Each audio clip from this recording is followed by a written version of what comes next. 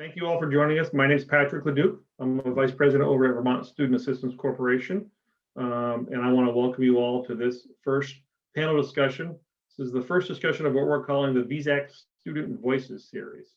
And today's topic is all about the process and hurdles that Vermont students are facing in making decisions about education after high school, and how they're going about making those decisions. What are the criteria you guys are using? What are the challenges that you are confronted with in the process? What are the factors in your decisions? Does location matter? How much does cost matter? How does all these things kind of factor into your process?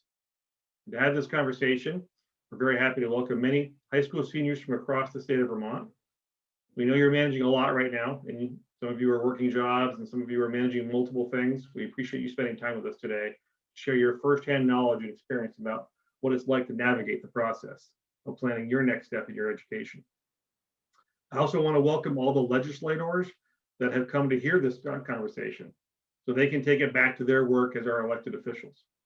We know you too have a lot on your plate, and we appreciate you joining us, listening to this important conversation with our students. I think we all know that education beyond high school is a key determinant of economic opportunity and social mobility for individuals like our students here. We also know that it's an important driver for the state's overall economic success. With 100% of the high growth, high wage jobs in Vermont requiring some level of education or training beyond high school, our collective efforts to make sure the systems and pathways to post-secondary are as smooth and as accessible as possible have never been more critical.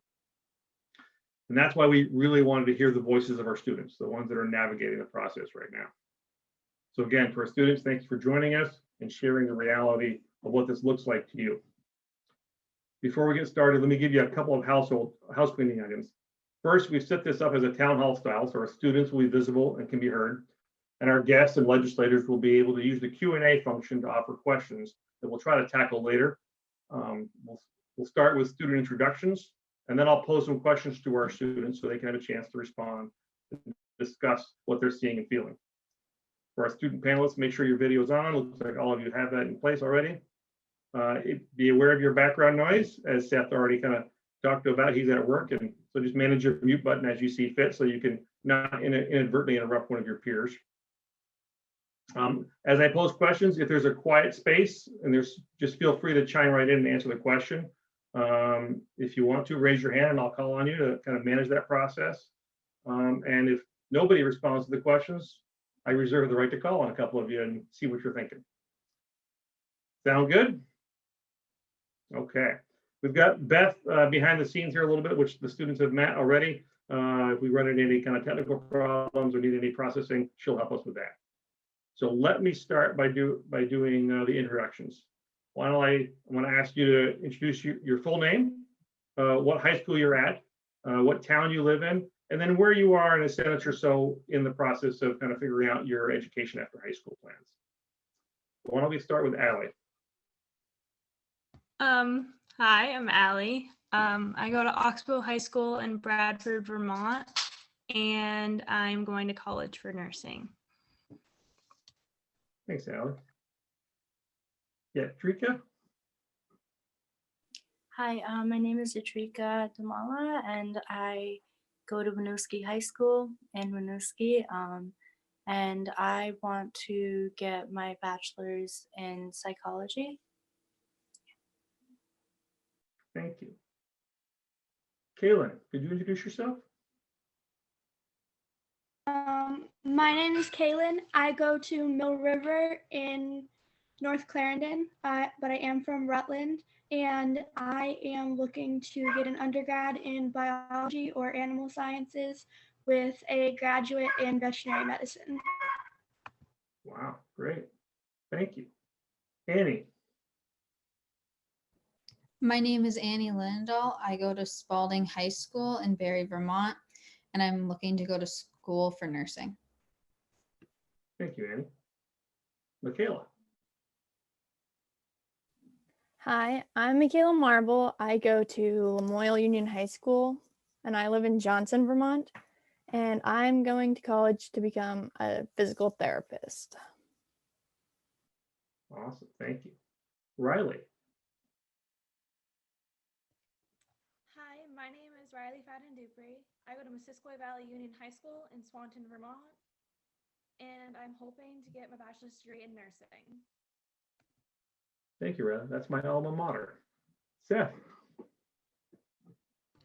My name is Seth Lyon. I'm a student at Randolph Union High School, and I'm going to college for game design. Cool. Maddie. Hi, my name is Maddie, Madison Shepherd. I go to Mount Abraham Union High School and I live in Bristol. I'm enrolled in that high school technically, but I'm also doing early college this year at CCV. And I'm looking to go to school for teaching with an emphasis on history. Cool. Emma. Hi, I'm Emma Roberts. I go to Lake Region, but I'm also an early college student as well. I'm from Barton, Vermont, and I'm hoping to go to college for my nursing degree. Thank you, Emma. Emma Stover. Hi, my name is Emma Stover. I go to Leland and Gray Union High School and I live in Jamaica, Vermont. After high school, my plan is to hopefully become, I'm not exactly sure if it's dentist or dental hygienist, but I know I want to go into the dental field. Thank you. Tabitha. My name is Tabitha. I go to Fairhaven Union High School, but I live in Castleton, and my plan is to go on to get my law degree. Great, thank you. I don't think I missed anybody, but did I miss anybody? Anybody just introduce themselves? Great, and obviously we had a few more students that were nominated to join this panel. Obviously things come up and they obviously are not able to join us today. So hopefully we can include them in a future panel. But let's start with the first question that I'll throw out. So what are the kinds of things you all think about when you're deciding where to go for your education after high school? And why are those things important to you?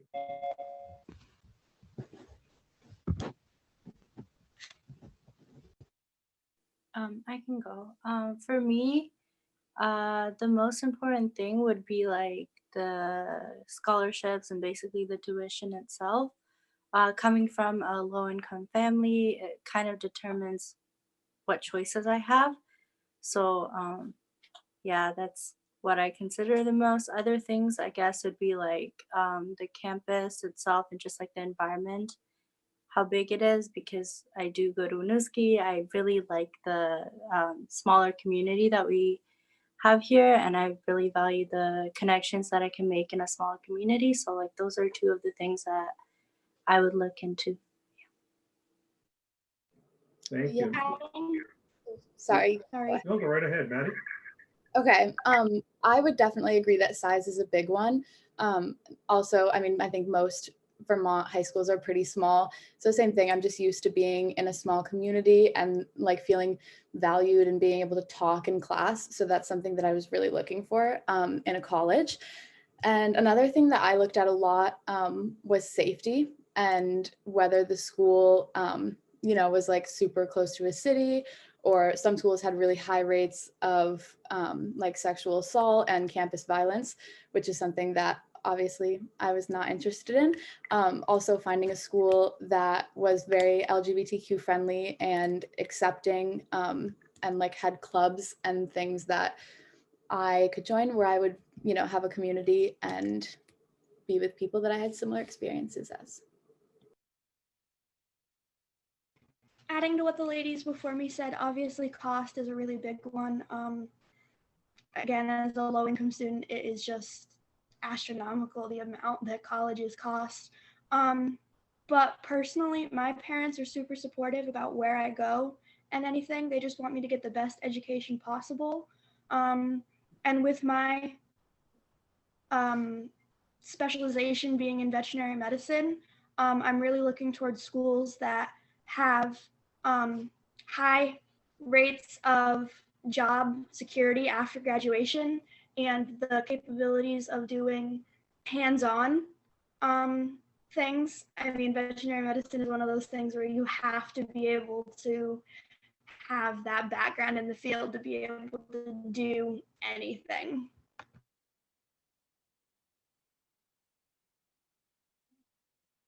One of the major things for me is location as well as cost because I have a younger brother. So I want to make sure I'm close to home so I can see him because he's turning 3 in March. So I don't want him to like miss out and I don't want to miss out. But cost is another big thing for my family since we do have another child at the house. So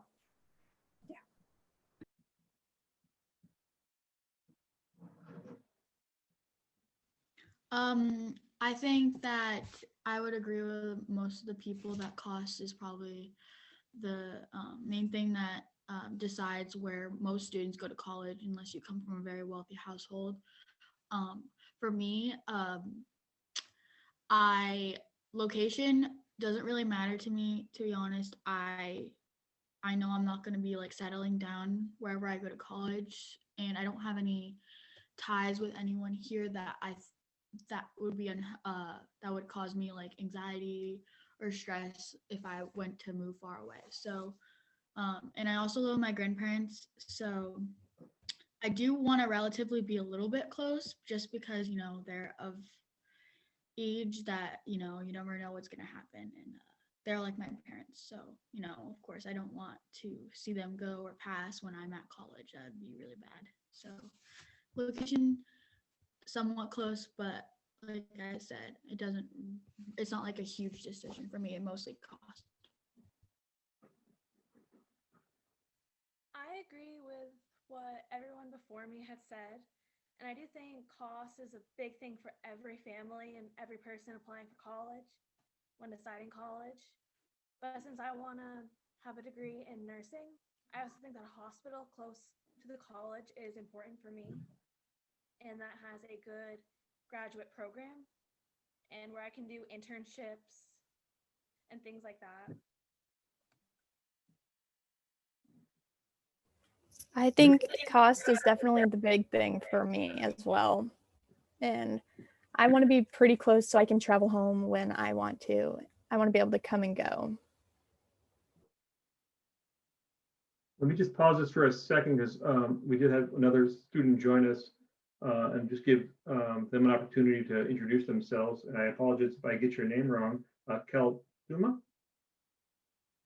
Yeah, my name's Colton Ibrahim. I go to Burlington High School. I live in Burlington, Vermont. But I take early classes at CCV as well, early college classes. Great. And where are you in, how would you describe where you are with your education plans right now? So I applied. Oh, I think you've locked up. Oh, that's too bad. Hopefully we'll get them back. All right.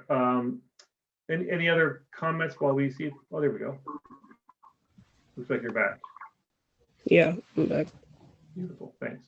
So the question we're talking about is what are the criteria for your education after high school? And I've heard a lot of comments so far about cost. And I would love if somebody or anybody could talk a little bit about how do you look at that cost?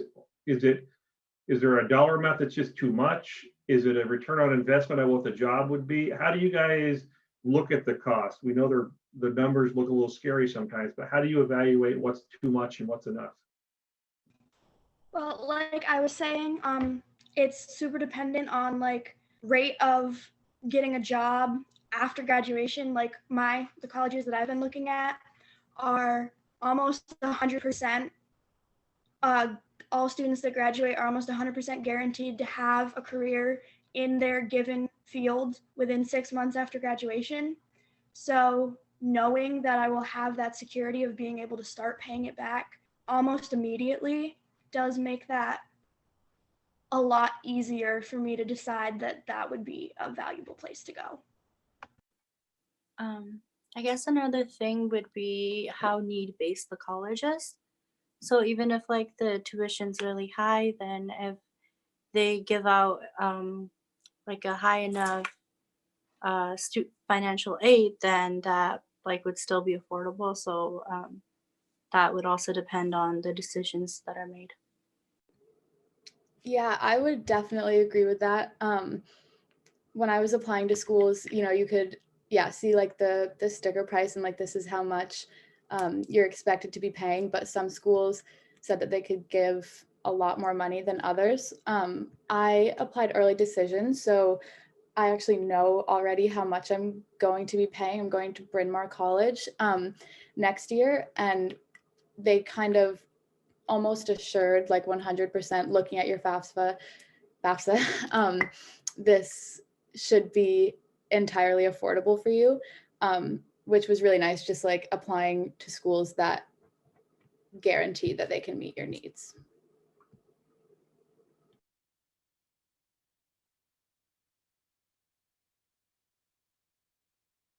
Well, I know that for me, since I am on the line of deciding if I want to do dental hygiene or dentist, that, I honestly don't mind putting in the extra 4 years or whatever years of schooling. I feel like my life's revolved around school since, I was a child, and it has.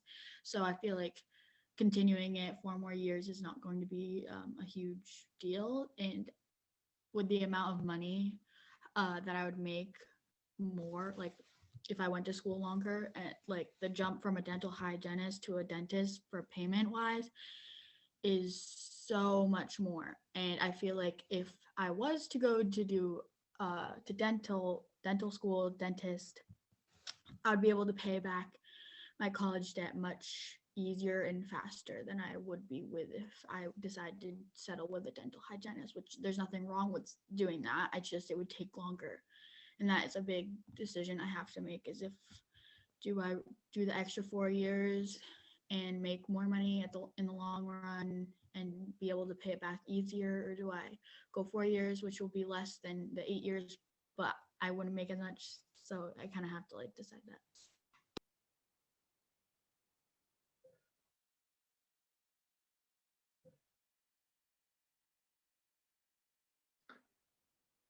Going back to, Yeah, go ahead.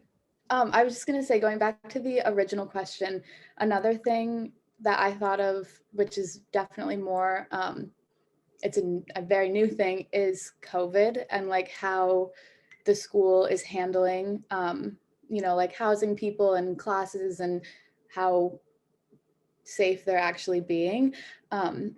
Because, some schools, even though they're following the correct practices, are still having a lot of outbreaks, and that can be a little bit scary. And then also having the majors that I want, or like anyone else wants when applying. There's a school in Washington, I forget what it was called, but I absolutely loved it. And the only thing was they didn't have an education major. So that can be a really big deciding factor. Mm-hmm. And with that too, I remembered something after I finished talking. One of the huge things that I found is that especially schools in the Midwest tend to have like a 15 to 30% higher student body of male than female. And that's certainly something that I was looking at. I mean, I don't want to be one of only 15% of women that are at most of these smaller Midwestern schools. Yeah, sort of echoing what Maddie said. I'm going for game design to school, and it's a very difficult major to find in schools. It's very rare. So that was a big deciding factor for me finding the school that I wanted. On the COVID topic, it's hard to think about how you could be paying so much for tuition and then not even be able to be on campus and experience that. Like, that's a huge part of college, at least in my expectation. So that's a factor for me also. And yeah, that's another thing that I think has changed the way people are thinking about staying on campus or doing like online school, from home, or like commuting. That's definitely changed some things for people.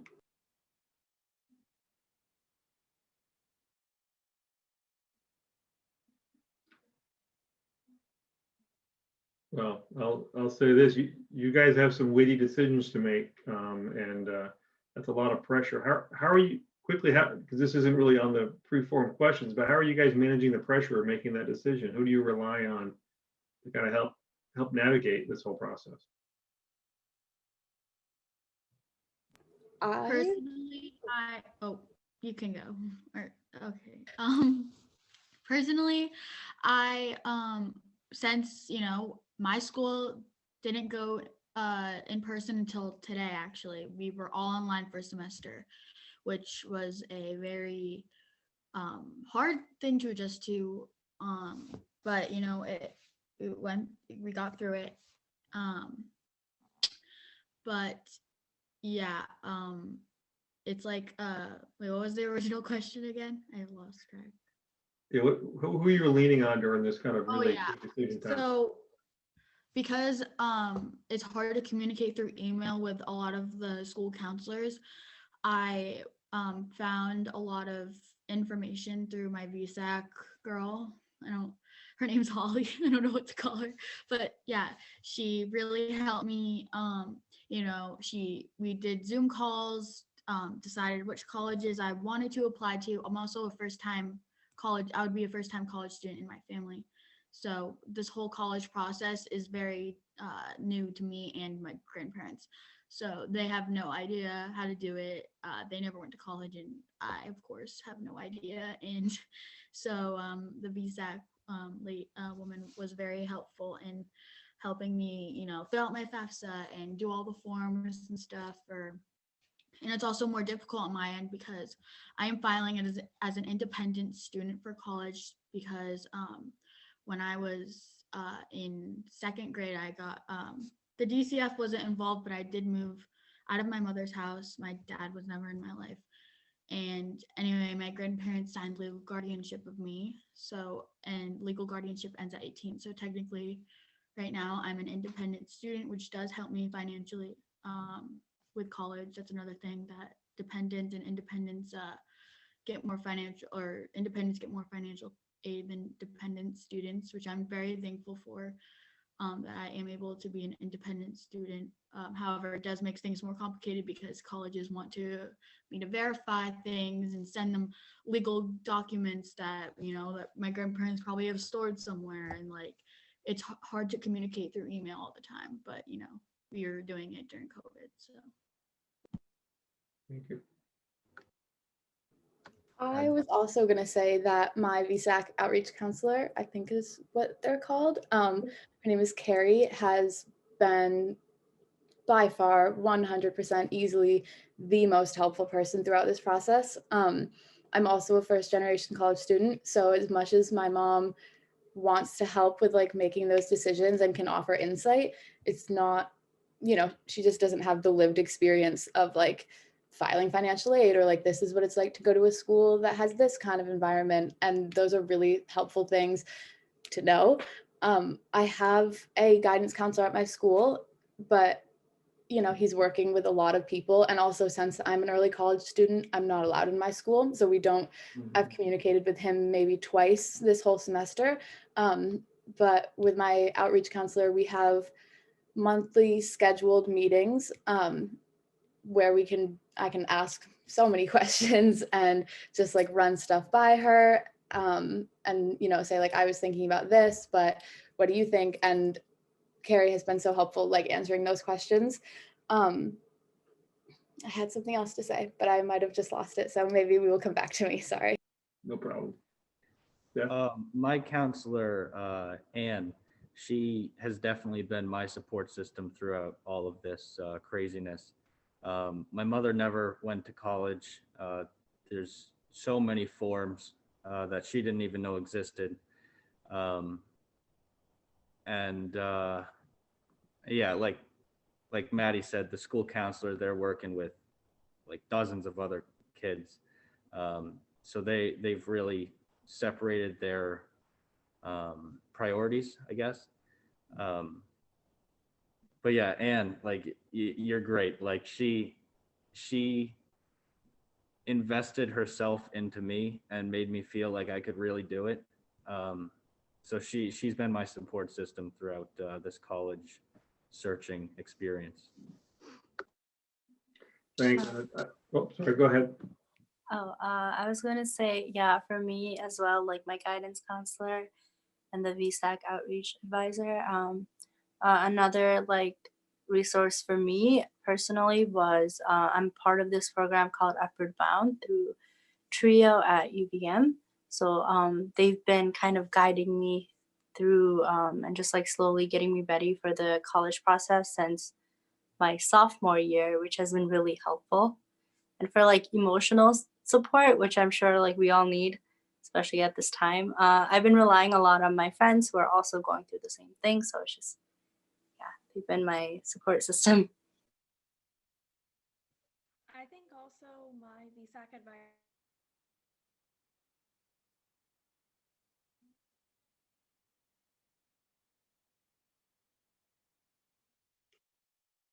Looks like we may have lost Riley for a second.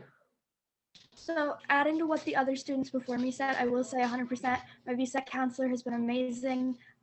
Nate has been there every step of the way. I have his personal number. He lets me call him whenever I need him. I am actually only a junior, so I am a whole year behind everyone else, like trying to just get ready for the SATs and the ACTs have been a disaster, been canceled so many times. And then first gen, my mom and dad, although really supportive and enthusiastic about the entire process, really have nothing to offer but pens with the paperwork where I need to ask questions. So yeah, 100% I would say Nate has been my greatest asset through all this. All right. Riley, were you going to say something? I think your screen froze up. Yeah, my internet went down for a second. My VSAC advisor, Kate, she has been helping.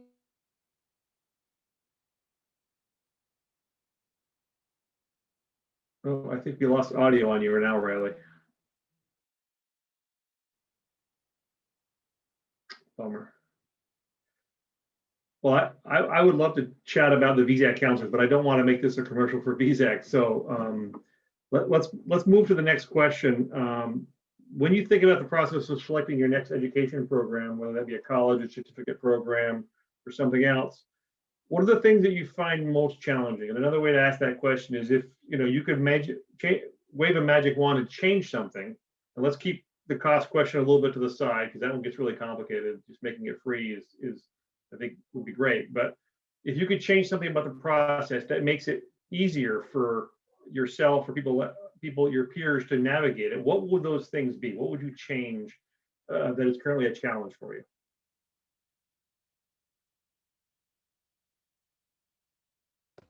I would say getting everything documented. Like I said, there's so many papers. Like the FAFSA, I didn't know I had to do that until I was told that I had to do that.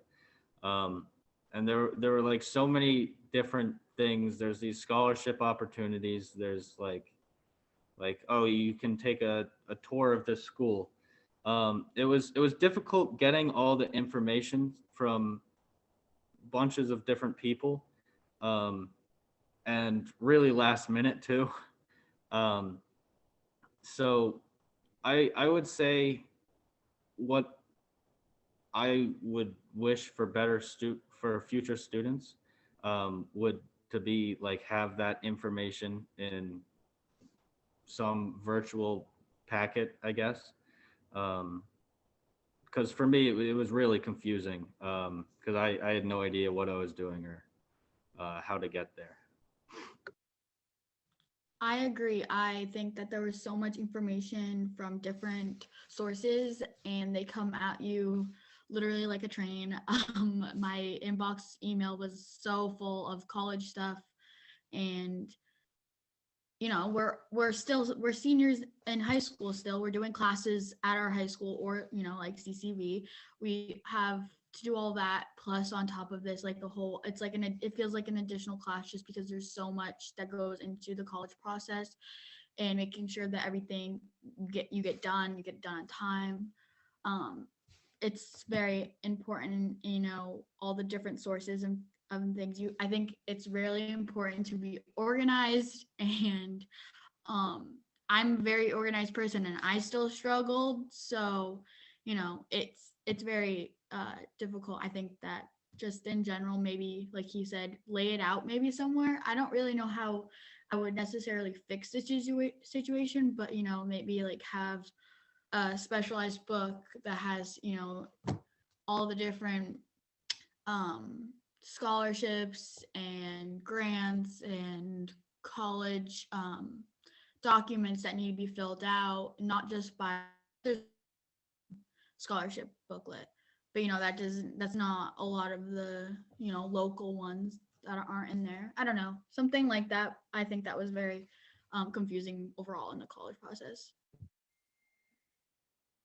I will say I would agree documentation has certainly been a daunting task to say the least. And places like College Board are really helpful for getting all that information in one place. But I think there should be like a universal application, if that makes any sense. Like you can put all of this information into one document that you can send to multiple schools.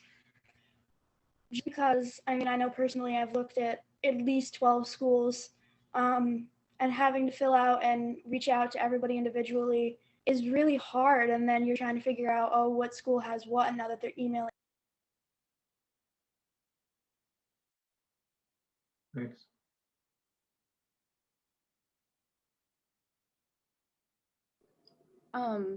I would reiterate, I guess, I think this was probably the hardest thing for everyone if we're all saying it, that financial aid it felt like almost impossible. My parents are divorced and my dad is not like really like financially a part of my life, but we still needed all of his documentation, which was really hard just because like I ended up, being the one who had to like collect it and fill everything out with it. And I just, have never done anything even similar to that. And also kind of just the language on the FAFSA and the CSS profile is very confusing. So kind of just navigating that. And like there was questions where I accidentally put in my parents' retirement funds when I wasn't supposed to, and then had to make amendments to it, and changing things on the CSS profile is not possible, which I learned. So you have to send an individual letter to each college and make sure they get it. And it can just be like so overwhelming. There was, just a lot of glitches with that. So that was a hard part. I agree with everybody before me. I think financially, how they worded everything was very difficult to understand. But also with the coronavirus going on and the pandemic, we weren't able to go and visit colleges. So if you're going out of state, we can't necessarily go and visit them. So virtually, you can't really get a feel for how the environment's like at the campus or anything like that. So I think it's just a very stressful time for everyone. And I know like athletics has also like helped me a lot with that. And it's also just taken my mind away from everything. But yeah, just my parents are separated, and getting all the documentation from different parents and having to fill that out, it's just very, very difficult. And I know that some of you guys, I'm sure, have to have the same thing. For me, it's also the language, but like in a different way. My parents, they're also separated, but like my mom, she doesn't understand English as much. So to not have resources where I could like just bring a piece of paper where it's written and like show it to her, since it's like hard enough for me to understand, to be able to explain it to her. I think that's what I found the most difficult. And yeah, getting information from both parents, especially when neither of them speak English. It was really, I think, the worst part about the entire process. I agree with not being able to tour colleges was really not great because I wanted to get a feel for different campuses before I like applied there and showed interest in that school, and I didn't get the chance to do that at all this year. I agree. I really wish that I was able to, visit some of the colleges that I applied to. I did. Fortunately, it was able to. My beginning of junior year, I was able to tour two in Boston, near Boston, and I'm very thankful that I was able to do that. But my college list has changed since junior year, and those aren't really my top schools anymore. So that doesn't really help too much, but yeah, I think that's super like a bummer for our class is that we weren't able to tour and of course see what it would actually be like, being at the campus and not seeing it through pictures online. Let me just take a pause here. There's a couple of our panelists here that have not had a chance to chime in. I don't want to put pressure on you, but if you've not had a chance to chime in on any of the questions, let's create a little bit of a pause just for the students that haven't had a chance to speak to see if there's anything they want to chime in on. I can go. So they do have, I know a couple of colleges have done like the virtual visits online over like Zoom calls and stuff like that, but at the same time, it's not like the personal experience you get. I got to tour a college over in New Hampshire before COVID started, and I really thought that one-on-one like connection with the school and really got to see everything, like every little aspect of everything and the nursing lab and everything. But over virtually, like it's pretty difficult to like get the same experience that way. I agree completely. Like last year, I went and toured a college in person before COVID, and I didn't realize last year that I wanted to go into nursing. So that college isn't for me, but I ended up loving it. And now it's hard to do it online.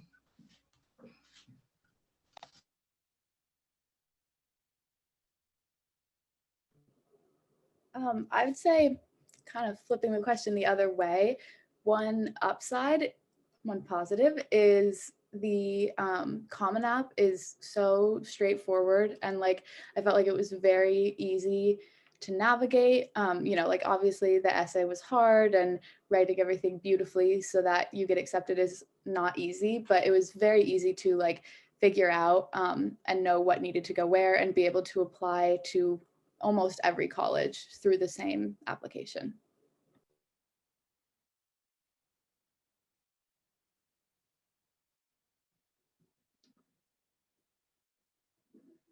Well, I'm going to go ahead and move us to the next question then, and just feel free to go back, especially those that haven't had a chance to speak. If you've got thoughts on some of the other questions we've covered and you want to chime in on those, just please feel free to do so. The third question that we threw out for possible conversation is, and some of you have already shared where you hope to go or where you plan to go. If you're going to a Vermont school or you're planning to go to a Vermont school or considering a Vermont school, talk a little bit about why that is. If you've decided that you're going to a school outside of Vermont, or you're at least considering that, talk a little about why that's a choice. And is in Vermont, out for Vermont, even a thing that you process? Is it just what's the school? So just talk a little about that selection process in that way. Yeah, so I'm going to Champlain, which is in Burlington, and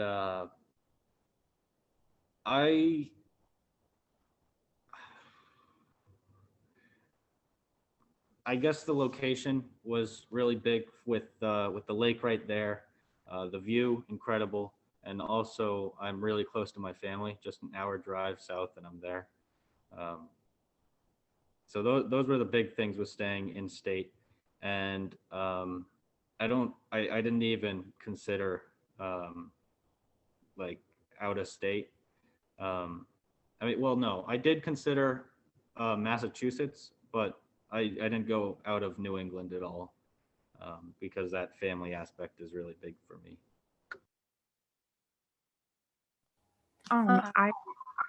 Sorry. Go ahead, Tabitha. I applied to Champlain and I actually got my email about an hour ago telling me that I got in.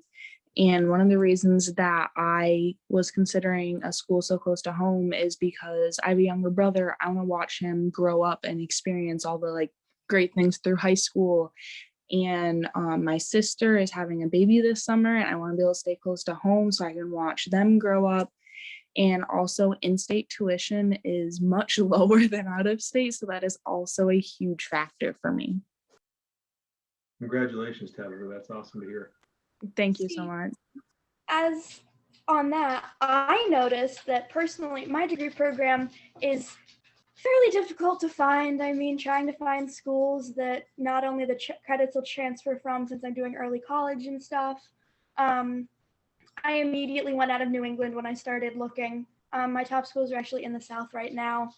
I noticed the tuition was so much cheaper out of state. Financial status, just personally, so much cheaper out of state.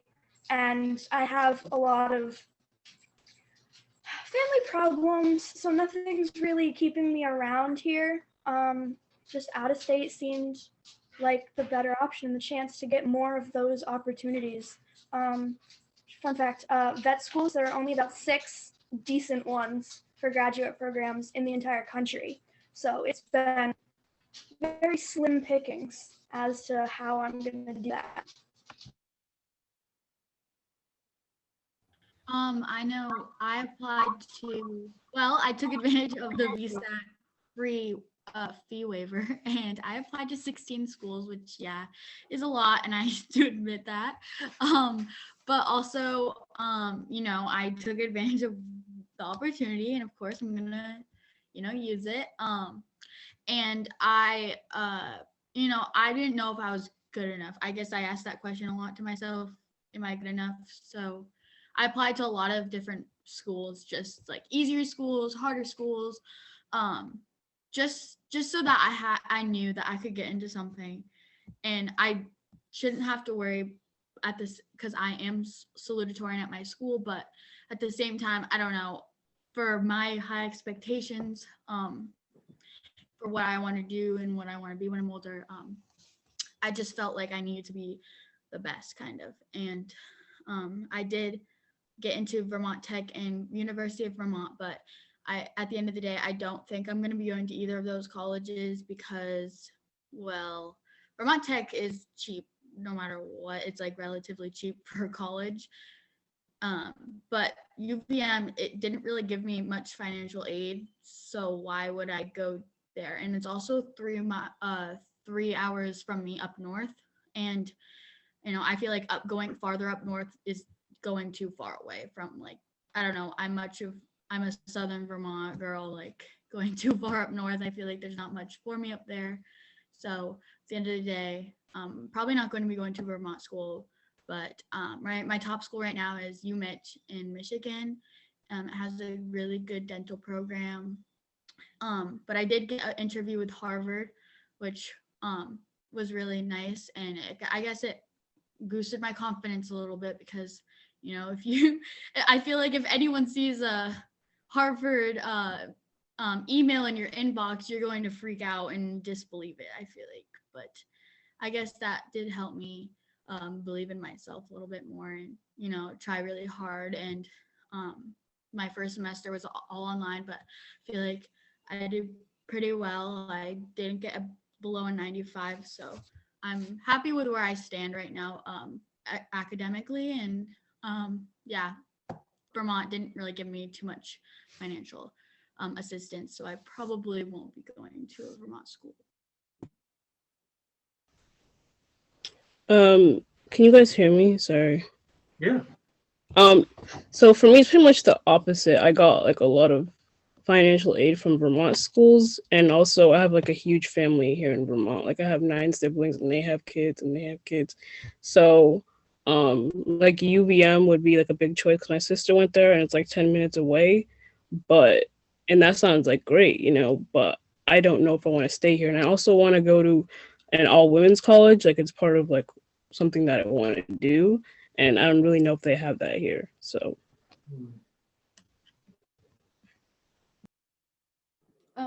that also just reminded me that choosing, I also wanted to go to an all-women's college, and I am going to an all-women's college, and that had a lot to do with my choice, like in deciding where I wanted to go. I have gone back and forth like about whether I wanted to be in Vermont for a really long time. When I was younger, it was like, no way, I want to get out. But there are a lot of benefits. Like, as a lot of people have said, tuition is generally lower and you get more financial aid for staying in state. Also, all of my family lives here and has pretty much always lived here. And, you know, like it's going to be hard to move away from them. But I did choose to leave for a few different reasons. They're not all solidified in my head. But really, I think it was just about like experiencing as much as I could. And I'm not saying that I don't want to come back to Vermont, because I absolutely love it here. But I just want to be able to, like, you know, go to a new city and meet people that, you know, that aren't in this place that I've been my whole life.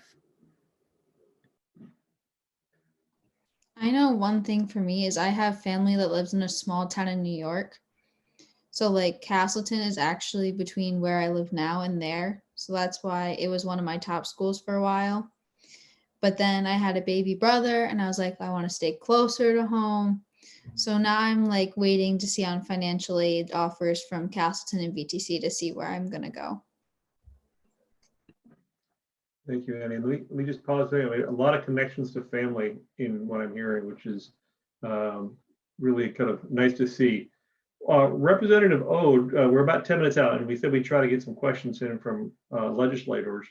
And Representative Ode had a question. Are you aware of how much you will owe at the end of school? And are you aware of how long it may take to repay loans, and how much that will be each month? So where are you in kind of understanding that level of detail about your choices? Oh, I see Beth brought Carol up. Sorry about that. Go ahead. So, anybody has any thoughts? So I personally have really looked into it, coming from low income and everything. I will be an early college student next year, so I should have, between my AP classes and the 2 dual enrollment courses I took this year, I should have about 1.5 to 2 full years of undergraduate started before I transfer out. And then my graduate program is a 7-year combined degree program that, as long as I stick with it, comes out to be completely free to me. I'll pay in the tuition, but I'll get it back as a weekly allowance. So looking at the schools that I've been looking at, I'm looking at between $40,000 and $50,000 debt from almost 11 years worth of schooling. And a veterinary student starting out in the United States in most places is between $35 and $45 an hour, which rounds that to about between $120,000 and $135,000 a year, assuming there's no overtime, which with veterinarians there is always overtime. So just knowing that I have such a low payback, and to know that I can start paying back immediately with those assurances of a job after graduation and such high wages, I figured it out, and I think if I pay like $300 every 2 weeks, it'll only take like 3 years to pay back. I just recently got my financial aid package and like got all of this figured out. From what I was able to discern, it looks like I'm gonna owe, at the end of 4 years at Bryn Mawr, $22,000 in loans. I have not worked out how long it's gonna take me to be paying that back, or how much I'm gonna pay. But that's how much I'll have in loans. And then I will be expected to pay, I think it was $2,500 out of pocket per semester. And then also everything additional, like books and anything I'll need for my dorm, and just like necessities. So yeah, that's what I'm looking at for that. I'm not done applying for scholarships, so I'm not sure on how much I have of a gap, but I know I have an $18,000 expected family contribution. And and I personally don't expect my mom to pay all that because that's like an insane number. So if I were to take a loan out for that, that'd be just under 80,000 at the minimum. So, yay. I have not yet looked, well, partly because I haven't gotten all my, like heard back from all my colleges yet, and I haven't heard back from any that I'm really interested in. So I don't know the financial aspect of what I'm going to be paying after yet, and that does daunt me a little bit. And I don't know how, like, you guys are saying like 22,000 and like that is or 40,000, 80,000. That's insane to me because all the colleges that I have been getting back, it's like at least 22,000 a year. So I don't even want to imagine what it's going to be like when I add it all up. So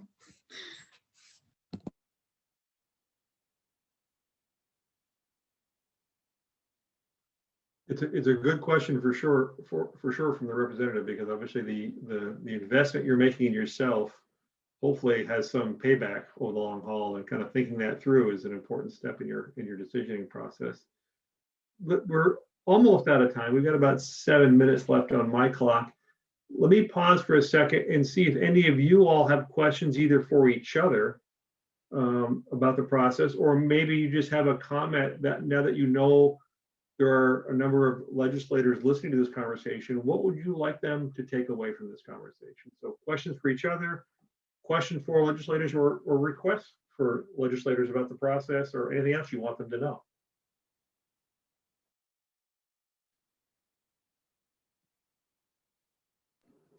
I would just say that for me, I don't think getting into Bryn Mawr or figuring out all of my financial aid stuff would have been even slightly possible without the help of my VSAC counselor. And it's kind of funny because in 9th grade, I was very opinionated and thought that VSAC was kind of a waste of time, and I would have to go to like these monthly meetings and get really frustrated because we talked about things that I already knew.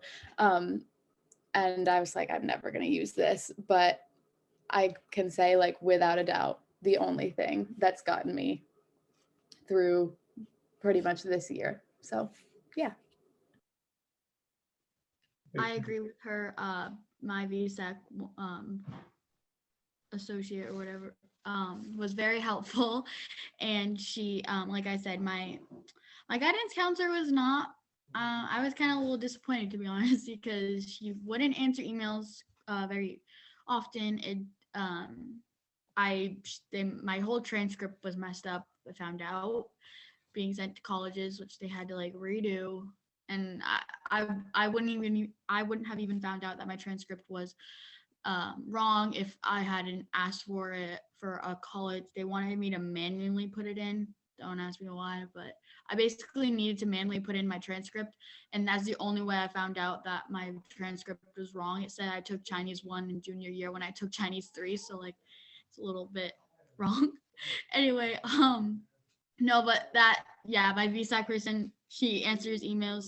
She has her personal phone number. Weekends, she's always available. She's awesome, and she definitely helped me a lot.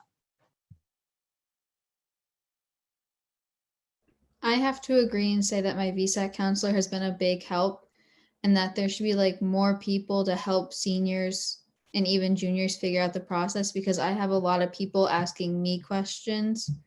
So it's kind of like, I feel like us VSAC students help our classmates because they don't always have someone to go to ask these questions. That is, oh, sorry, you can go ahead.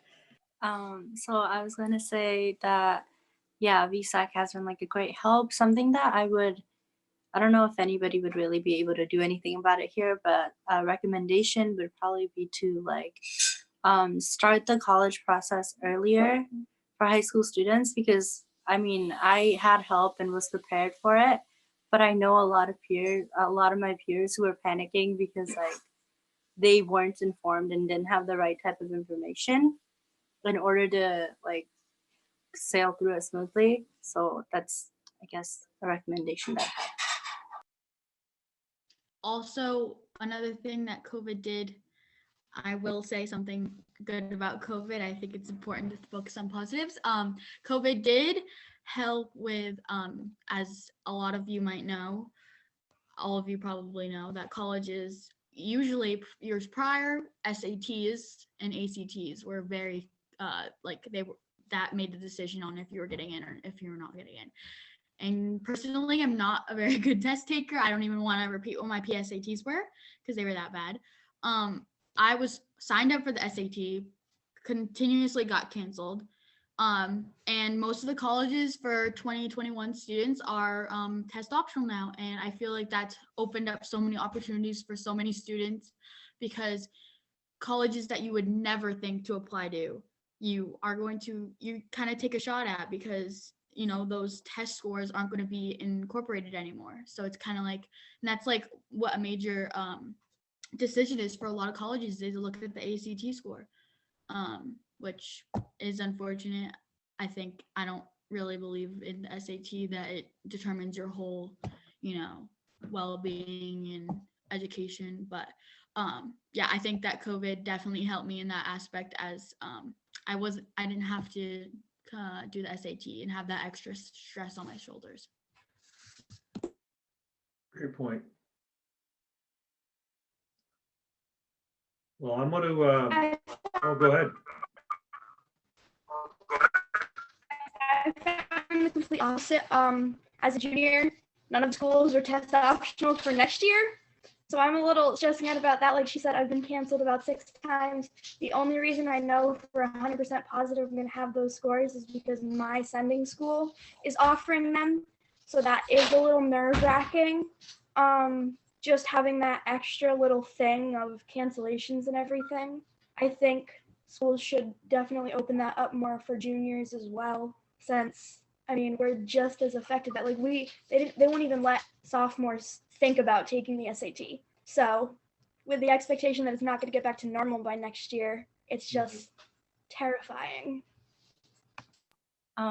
Something that I guess I could let you know, I do know that some colleges are permanently going test optional, or just like getting rid of the SATs or like the tests completely. Not all, but some. So I guess that's some good news for you. Thank you for sharing that. Let me be sensitive to your time. I know you all have obligations, as our guests do as well. Let me just end by just, you know, my deep gratitude for sharing some of your journey with us. It's so important that we hear it directly from you. And I think it's important for the legislators to hear the process that you're going through, so they, in the role that they have, where they can help the process be smoother or more accessible in certain ways, that they have your voice in their head as they're having those debates in Montpelier or virtually in Montpelier. I hope for those of you that do end up leaving the state to go to college, that you will come back. You're the powerful forces of leadership and good people that we need in our state. So I'm hopeful that you will have a successful career. I wish you the best, and I hope to talk to you all soon, maybe at a future panel.